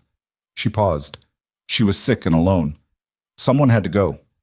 He looked at her. "Of course you were the one who went."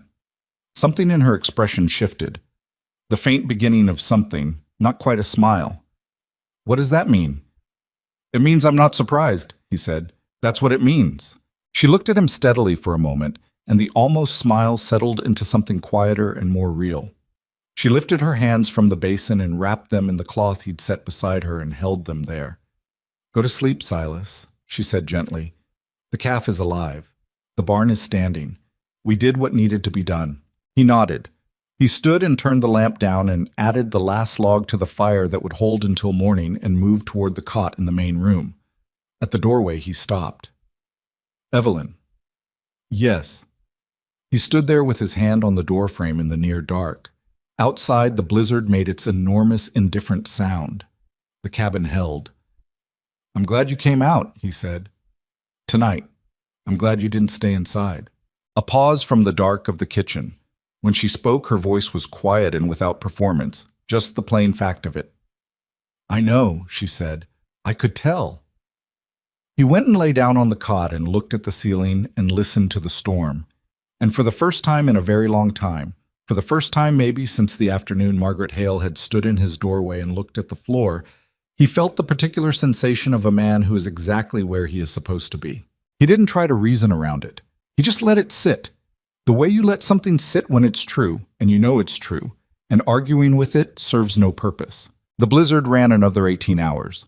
When it broke the following afternoon, the world outside was white and still and enormous, and the light that came through the cabin window was the particular blue-white of post-storm winter that had no equivalent in any other season. Silas went out and checked the barn and found the animals unhappy but accounted for, the calf on its feet and moving stiffly but moving. He spent the afternoon breaking a path to the water supply and checking the fence line for damage, which was significant on the northwest side and would need a week of work. When he came back in at dusk, Evelyn had supper on and the lamp lit and had apparently spent part of the afternoon going through the account book and making notes that she set aside when he came in, without comment, the way she set things aside when the moment called for something else. They ate.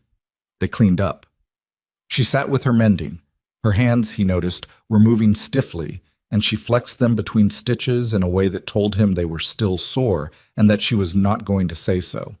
He didn't say anything about it either, but before he turned down the lamp that night, he went to the shelf and found the tin of the salve he kept for saddle sores on the horses, which also worked on cold-damaged skin, and set it on the table where she would see it in the morning. She didn't mention it the next day, but when he came in for the midday meal, the tin was back on the shelf, and her hands moved more freely than they had at breakfast. That was the way they were. Neither of them was graceful about receiving help. Neither of them said more than they meant to say. But they had found, without discussing it or deciding on it, a language for the things they couldn't say outright. Small, practical gestures, things left within reach. The willingness to hold a light when someone else needed both hands free. It wasn't the life either of them had planned, but it was the life that had built itself around them. The way things grow in the places where two rivers meet, not because anyone arranged it, but because the conditions were right, and the ground was ready, and the water found its own way. The week after the blizzard was the hardest kind of work. Not dramatic, not dangerous, just relentless. The northwest fence line had lost 11 posts, which meant stringing wire and temperatures that kept the metal stiff and uncooperative. The water supply pipe had frozen at the joint nearest the barn and needed to be thawed and resealed before the next cold snap hit, which Pete predicted would come by Thursday. 2 of the hay bales in the northwest corner of the barn had gotten wet when the storm found a gap in the roof boards, and wet hay in winter was a problem that compounded itself if you didn't deal with it immediately. Silas dealt with all of it. So did Evelyn. So did Pete, who seemed to regard the blizzard's damage as a personal affront and worked with the particular grim energy of a man settling a score. They didn't talk much during that week. There wasn't time, and there wasn't need. They developed, over the course of 10 months, the working shorthand of people who have learned each other's rhythms well enough that a look or a gesture carried what a sentence would have. She handed him things before he asked for them. He checked the things she'd said needed checking without her having to follow up. It was efficient, and it was quiet, and it was, Silas was aware, a kind of intimacy that he had not planned for and could not now imagine being without. On the Friday after the blizzard, Pete finished the last of the fence repair, collected his week's pay, and rode off down the lane with the cheerful indifference of a man whose part of a problem has been solved. Silas stood at the barn door and watched him go, and then stood there a while longer, looking at the repaired fence line, at the white fields, at the gray December sky. He had something he needed to say to Evelyn.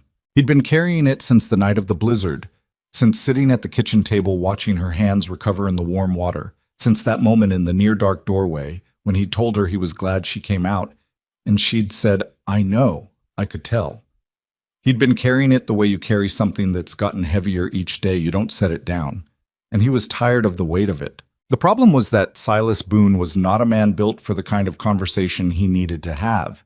He could fix a fence, he could negotiate a grain price, he could sit with a cow through a difficult night and keep his head. But saying the true and complicated thing out loud, to the person it concerned, in the full knowledge that it could not be taken back, that required a kind of courage that he had always found harder than physical work, and that he had been avoiding with varying degrees of success for 11 years. He went inside. Evelyn was at the table with a letter she was writing, to Clara Voss, he thought. They'd been corresponding since the fall. She looked up when he came in and read something in his face, because she was good at that, better than most people, and she set her pen down. "Sit down," she said. Not a question. He sat. He put his hands on the table and looked at them and then looked at her. "I need to tell you something," he said. and I need to do it without you helping me get through it, which I know is going to be difficult." Something moved through her eyes, amusement, and something more careful underneath it. "All right," she said. He took a breath. "When I wrote that letter to the agency, the one asking for a plain wife, I told myself it was practical, that I wanted a woman who'd value loyalty, who wouldn't be chasing a better situation. That was true, as far as it went." He paused. "But it wasn't the whole truth." She waited. She was very good at waiting. "The whole truth is that I was scared," he said. The words sat on the table between them, ugly and plain. "Not of you, not of any particular woman, just scared of caring about someone and having it matter too much, of building something again and watching it walk out the door." He looked at the grain of the table. "I thought if I could control what she looked like, I could control whether it hurt.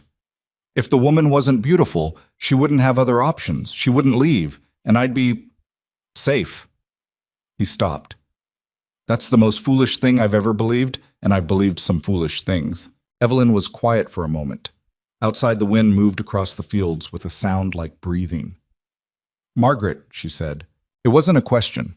He told her about Margaret in pieces over the months, the way you tell someone things when you've stopped actively guarding against it. Not in one conversation, but in small increments, when something came up that made it relevant. She'd listened each time without particular reaction, without the commentary that some people felt entitled to about your past. "Yes," he said. "She left for someone with more money. She left for someone with more money, yes. And I spent 2 years angry at her, and then I spent several more years being careful, keeping things at a distance." He looked up. "That's not the worst thing a person can do. But it's not a way to live, either." Evelyn folded her hands on the table. He noticed, not for the first time, that they were capable hands, not soft, not decorative, but strong and practical with small scars he'd learned the stories of gradually. She looked at him with the direct steadiness that had startled him on the train platform 10 months ago, and that he had come to regard as one of the most honest things about her. "I knew why you wrote what you wrote," she said quietly. "Not the specifics, but the shape of it. A man who specifically requests a plain wife isn't looking for convenience. He's protecting something." A pause. "I thought I could show you that was unnecessary. I wasn't sure it would work." "You weren't sure." "You were very stubborn in February," she said. He almost smiled. "I was. And March." A brief pause. "Parts of April." "You could have mentioned it." "I mentioned plenty of things." She held his gaze. "Some things you have to let people figure out for themselves. If I'd told you in February that your whole arrangement was built on fear, you'd have driven me back to Garfield Station." She said it without self-congratulation, just the plain observation. "The timing had to be yours." He sat with that. It was true, and it was uncomfortable in the particular way that true things are when they reveal how well someone has understood you without your permission.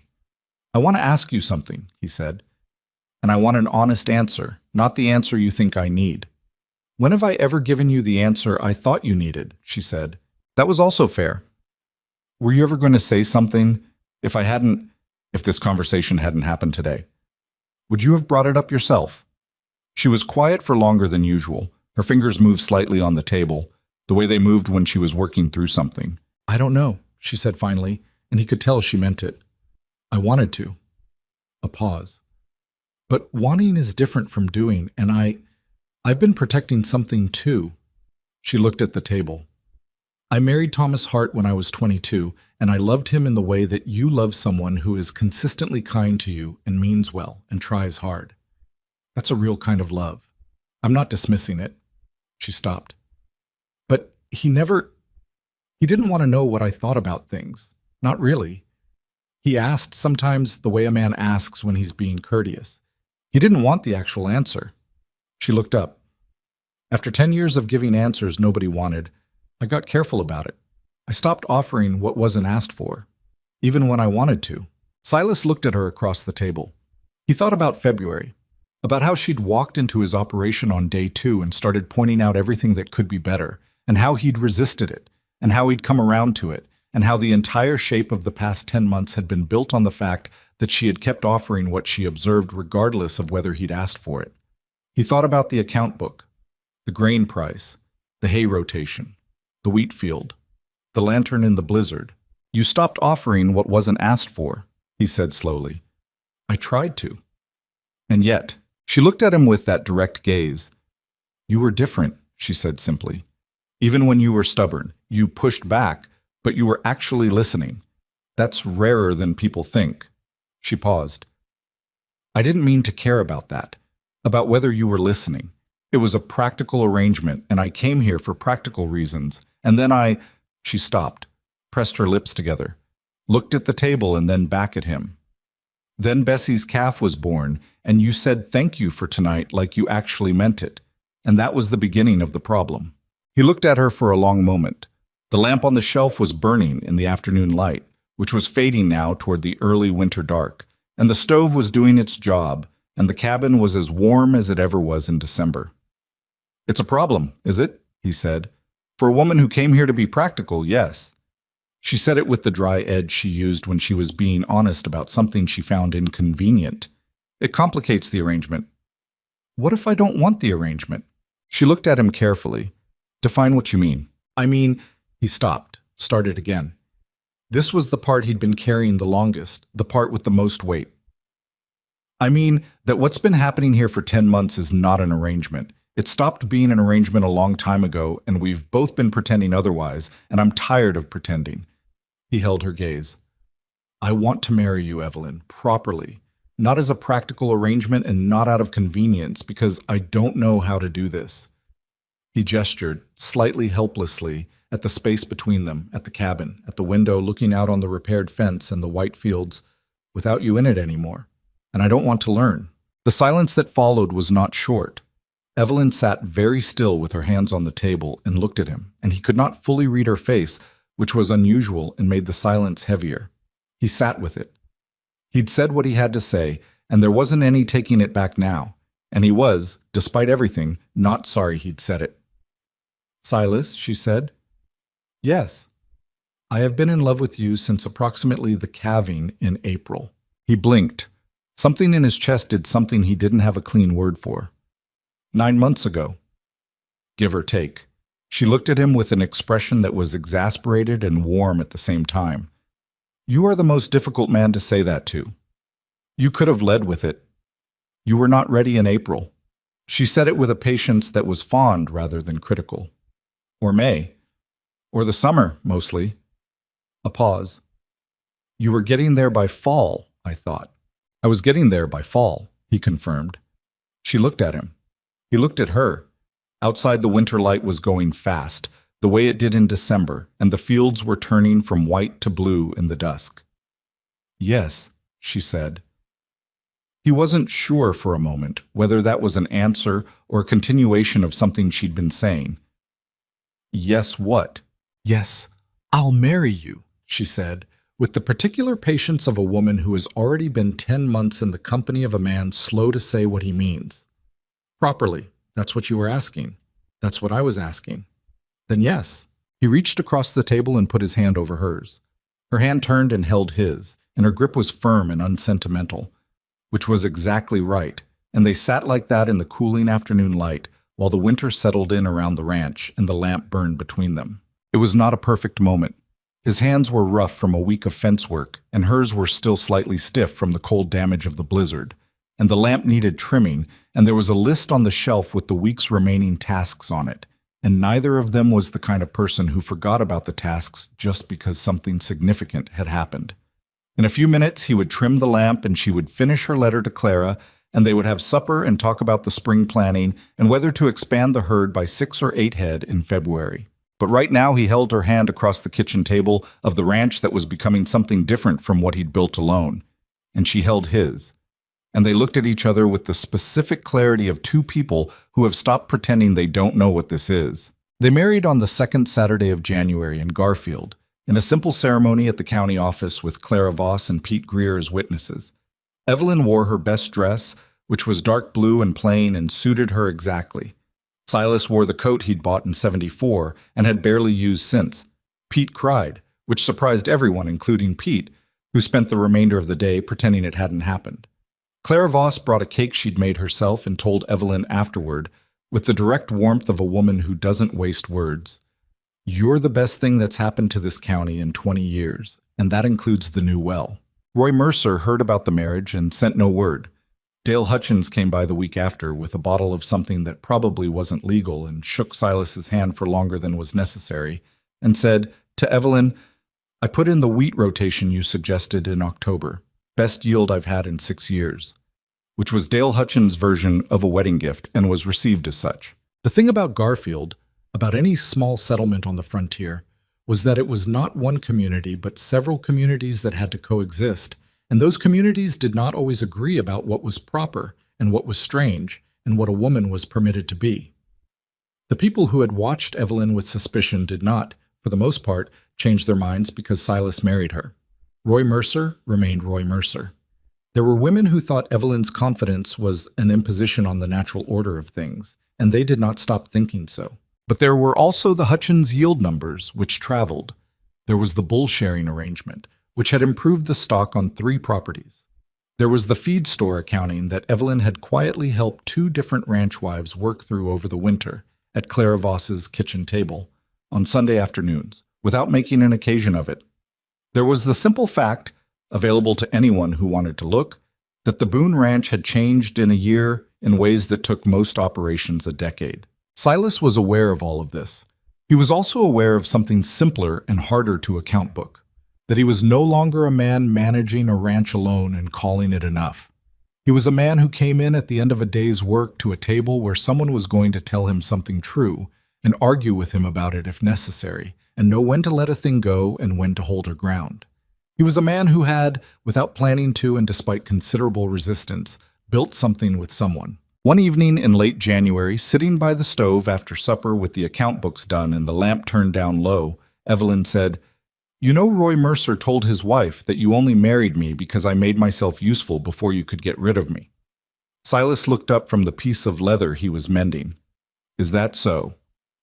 "That's what Dorothy Mercer told Clara. Clara told me." She was working her mending with her usual focused calm. "I thought you should know what's being said." "What did you tell Clara?" "I told her I thought it was partly true," Evelyn said.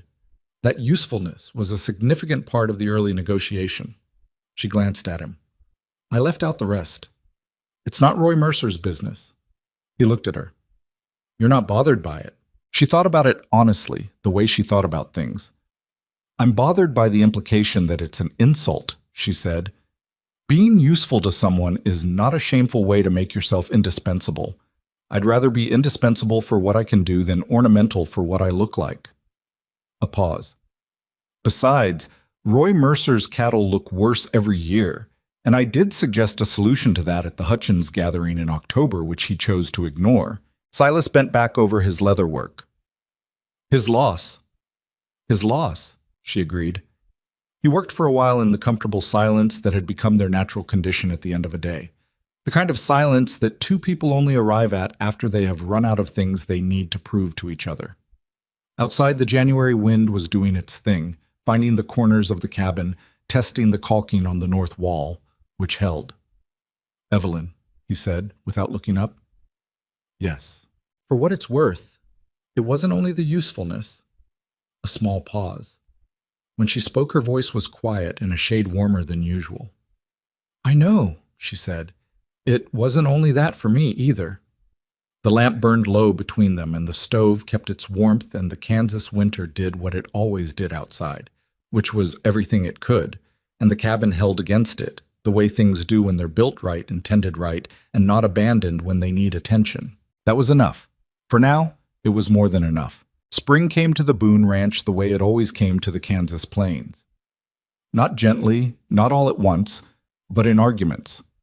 A warm week followed by a cold snap, green pushing through the dead grass, and then a frost that set it back, the land taking its time, which was the land's right. Silas had always found the uncertainty of early spring irritating. You couldn't plan against it, couldn't reason with it, could only do the work and absorb the setbacks and keep moving. This March, watching the first green push through the south pasture from the cabin window with a cup of coffee in his hand, he found he minded it less than usual. Evelyn came up beside him and looked at the same window, the same pasture, the same tentative green. She had her own coffee, and her hair was pinned back already, which meant she'd been up before him, which was not unusual. "Eastfield is ready to turn," she said. "I know. Pete said he can start Tuesday if the weather holds. I'll tell him Monday." She glanced at him sideways. "You're in a good mood." "I'm in my normal mood." "Your normal mood involves less looking out windows." He looked at her. She was watching him with that expression, the one that was fond and direct at the same time, the one he'd stopped trying to deflect. "It's a good spring," he said. "It's a reasonable spring so far," she said, which was Evelyn's version of optimism, and he knew the difference now. The Eastfield went in on Wednesday. The partial wheat rotation they'd argued about the previous February had done well enough in the first year that they'd expanded it this spring to 40% of the field. The alfalfa on the remainder was already showing early, which Pete regarded as a good sign, and which Evelyn regarded with the cautious practicality of a woman who had learned not to count things before they were harvested. What was already clear by that second spring was that the ranch was not the same operation it had been 18 months ago. The numbers in the account book, which Silas now understood as well as Evelyn did, because she'd insisted on going through them together every month rather than presenting him with conclusions, told a story that surprised him when he looked at it laid out clearly. Feed costs down, livestock yield up, the wheat rotation adding a revenue stream that the alfalfa alone hadn't provided, the bull sharing arrangement saving 3 properties money while improving the herd quality across all 3. None of it was miraculous. That was the thing Silas had come to understand about how Evelyn worked. There was nothing miraculous in it, nothing that required special talent unavailable to ordinary people. It was attention, applied consistently, to the right things. It was asking the right questions before making decisions rather than after. It was being willing to change an approach when the numbers said to change it without ego getting in the way. He'd gotten better at that last part. It hadn't come naturally. The question of Roy Mercer came to a head in May at the county agricultural meeting in Garfield, a semi-annual gathering that Silas had attended every year with no particular engagement, sitting in the back and leaving when the talking ran long. This year Evelyn came with him, which was not unusual for a rancher's wife to do, but which, in their specific case, meant that when the discussion turned to the common grazing issue on the North County boundary, and when Evelyn knew something directly relevant from her research into the county land records, she said so. She did it quietly and with clear sourcing. She'd looked at the records. Here was what she found. Here was why it mattered to the grazing question.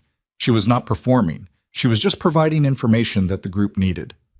Roy Mercer, who was sitting 2 rows ahead of them, turned around and said, in a tone calibrated to be heard by the room, "I don't recall this being an open floor to everyone's wife." The room went quiet in the particular way that rooms go quiet when something has been said that requires everyone to choose a position. Silas felt the stillness go through him. He was aware of Evelyn beside him, of the quality of stillness in her, the way she absorbed things like this without visible reaction, which he knew by now was not absence of feeling but the opposite. He was also aware of Pete, who was sitting on his other side and had gone very still in his own way. He stood up. He didn't raise his voice. He didn't perform it. He just stood and looked at Roy Mercer's turned-around face and said, clearly enough for the room to hear, "My wife is presenting information relevant to the question you just spent 20 minutes trying to settle without an answer. You can listen to her or you can keep talking in circles. Your choice, Roy." A silence. Someone in the back row coughed. Dale Hutchins, to his left, said, "I'd like to hear the information." 2 or 3 other voices followed that. Mercer turned back around without another word, with the stiff posture of a man who has lost a small thing and intends to hold the larger version of it indefinitely. Silas sat back down. Evelyn presented the information. It took 4 minutes.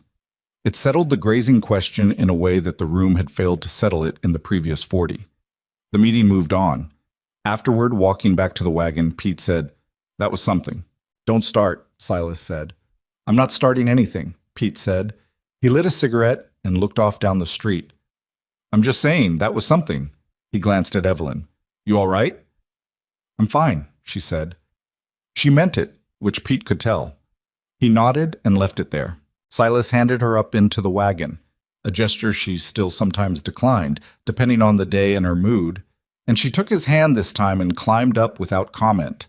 He went around and got up on his side and picked up the reins, and they drove out of Garfield in the late May afternoon, with the cottonwoods leafing out along the creek road and the sky doing the enormous thing it did in Kansas when the weather was good. After a while, she said, "You didn't have to do that." "I know. I've handled Roy Mercer before." "I know that too." He watched the road. "I wanted to." She was quiet beside him for a moment. "Thank you," she said. "You'd have done the same," he said, which was not deflection, but true. She had, repeatedly, in her own way, stood between him and things that could have made him smaller if he'd let them. She reached over and put her hand briefly on his arm, which was a gesture she made sometimes when words felt insufficient, and she was not willing to be insufficient, and then she took it back and they drove home, in the particular comfortable silence of two people who do not need to fill every space. Roy Mercer, to his credit, came to Silas that August with a question about his cattle's weight loss and a look on his face that cost him something. Silas told him to ask Evelyn because she knew more about it than he did, and there was no point pretending otherwise. Mercer asked her at the fence line between their properties with the stiff courtesy of a man doing something difficult. She answered him without triumph and without false warmth, just straightforwardly, because the cattle were the issue and the cattle didn't care about the history between the people managing them. Mercer's cattle did better that winter. He didn't come back to thank her, but he didn't say anything at the December meeting when she raised a question about the county road maintenance that affected everyone's ability to get to Garfield in mud season. He sat and listened, which, from Roy Mercer, was its own kind of acknowledgement.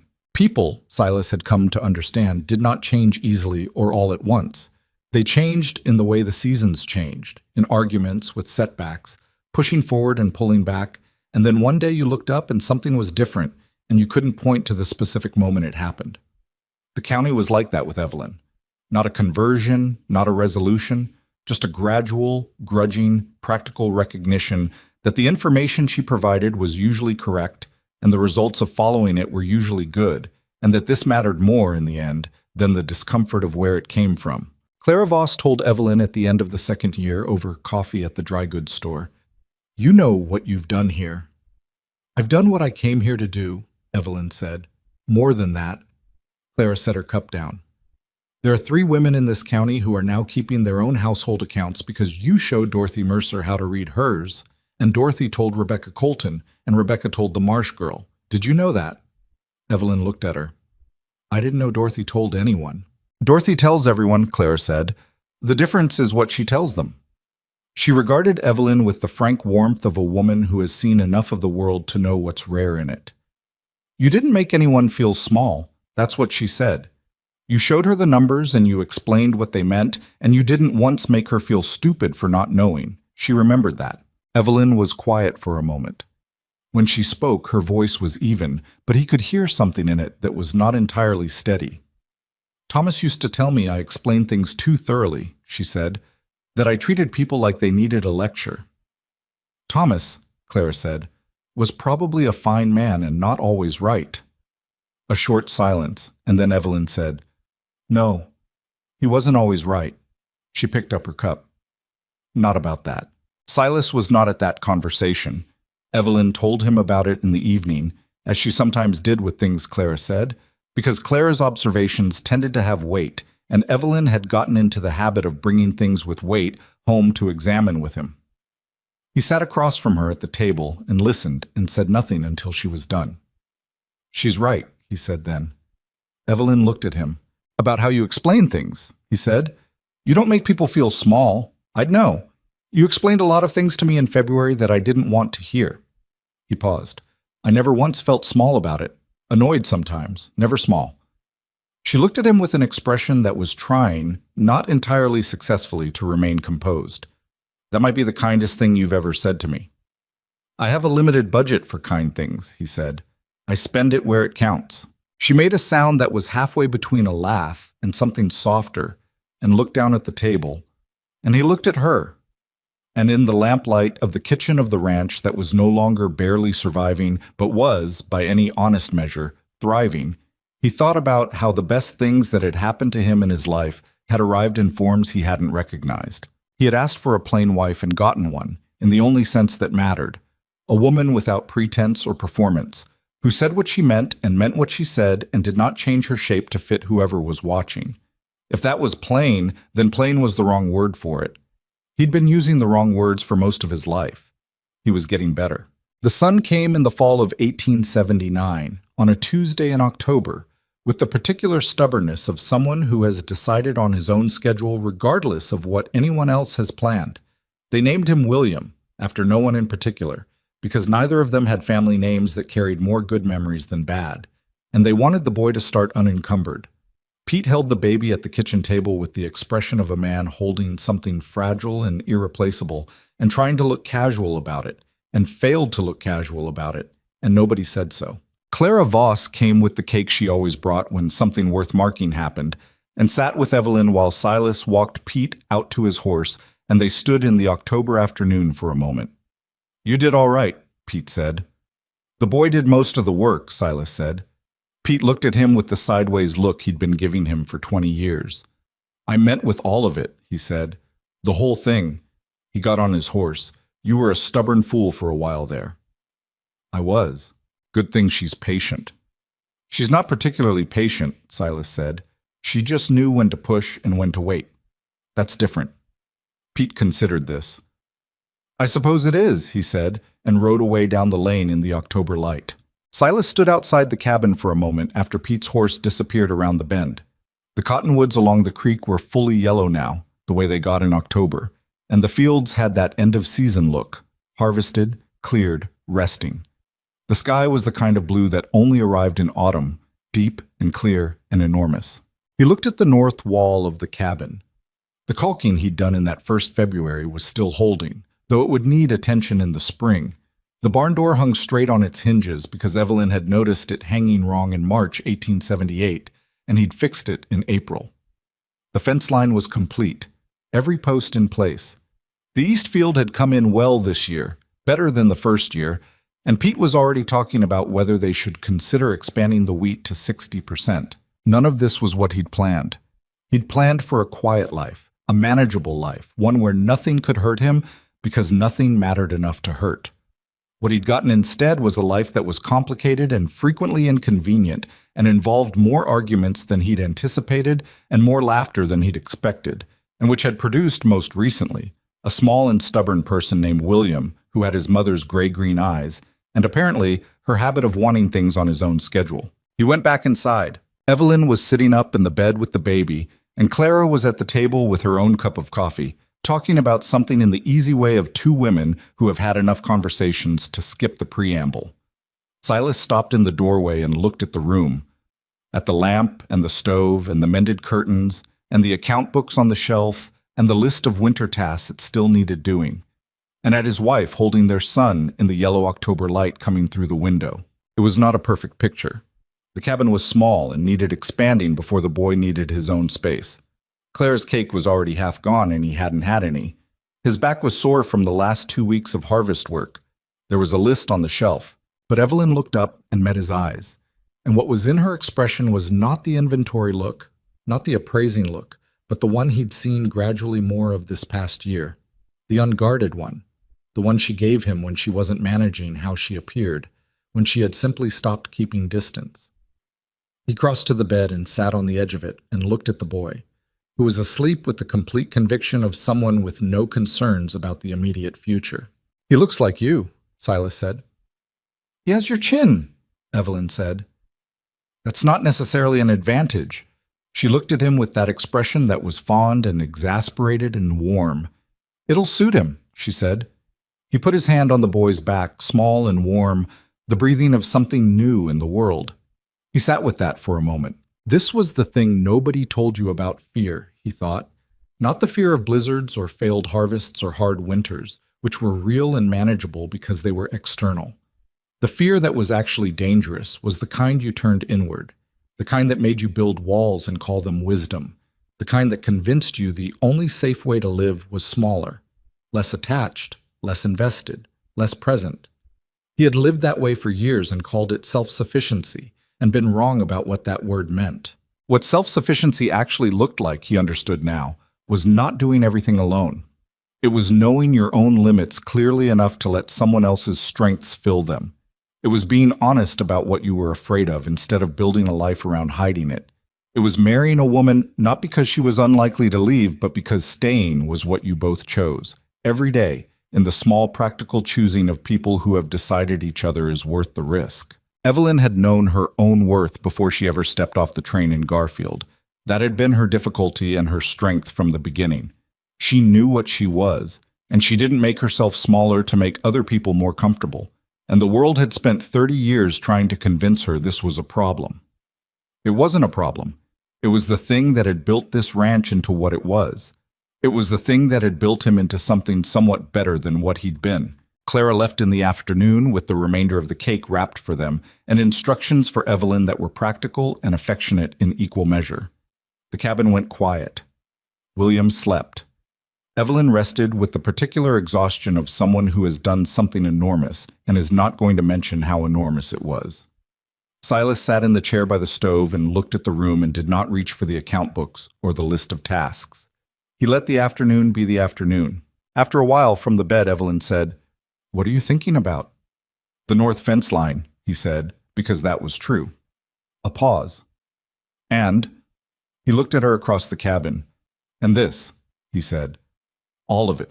She looked back at him with those gray-green eyes, steady and direct. The way she had looked at him on the train platform in February of 1878, when he'd told her she wasn't what he expected. She hadn't apologized then. She hadn't explained herself or made herself smaller or waited to see whether he approved. She had just looked at him and waited for him to catch up. He had eventually. It had taken longer than it should have, and she had been patient with it, in the way that was not patience exactly, but was something more accurate. The willingness to let the right thing take the time it needed without giving up on it. Outside, the October afternoon was doing what October afternoons did in Kansas, which was burn gold and cold at the edges and remind you that winter was coming but hadn't come yet, and that the time between was worth something. The cottonwoods along the creek threw long shadows across the yard. Somewhere out in the field, the cattle moved with the unhurried purpose of animals that have been well managed and know where they're going. The boy breathed. The stove ticked. The north wall held. Silas Boone sat in his chair in the home he had built and thought about the letter he had written 4 years earlier, the careful, frightened, foolish letter asking for a plain wife, and felt something that was not quite gratitude and not quite amusement, but lived somewhere between them. He had gotten exactly what he asked for, in the only sense that had ever truly mattered. A woman who had to rely on something other than her looks to get by in this world. He just hadn't understood when he wrote it what that actually meant, what it looked like, what it cost, and what it was worth, and how thoroughly it would change the shape of everything he thought he'd already figured out. He knew now. Some lessons come easy and some come hard, and some you have to be shown 17 different ways before you finally stop arguing with them. The ones that cost the most to learn are usually the ones you carry the longest, not as wounds, but as the kind of understanding that only comes from having been wrong in a way that mattered, and then having someone hold a light steady while you found your way to something better. The afternoon light moved across the floor of the cabin, and William slept and Evelyn closed her eyes, and the ranch held its ground against the coming winter, the way it had learned to hold its ground, the way anything does when it's been built right and tended with honesty and not abandoned when the season gets hard. That was enough. That was, in fact, everything.